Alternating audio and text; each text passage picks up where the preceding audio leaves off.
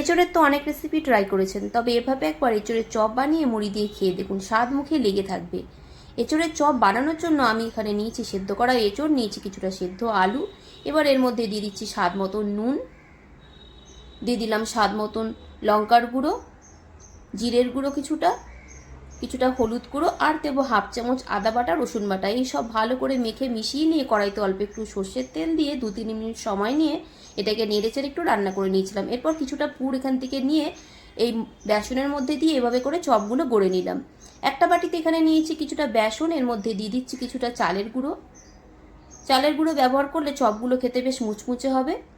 এবার এর মধ্যে দিয়ে দিলাম স্বাদ মতো নুন, দিলাম অল্প একটু হলুদ গুঁড়ো, দিয়ে দিলাম লঙ্কার গুঁড়ো পরিমাণ মতন, অল্প একটু দিচ্ছি খাবার সোডা, তাহলে চপগুলো বেশ একটু ফুলকো ফুলকো হবে।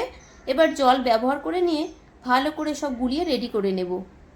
আর একটু জল লাগবে মনে হলো, আবার দিয়ে নিলাম। এরকম ঘনত্বের একটা ব্যাটার রেডি করে নিলাম। চপগুলো ভাজার জন্য সাদা তেল গরম করতে বসিয়ে দিয়েছিলাম। এবার এই বেসনের গোলার মধ্যে ডুবিয়ে এক একটা করে চপ ছেড়ে দিলাম।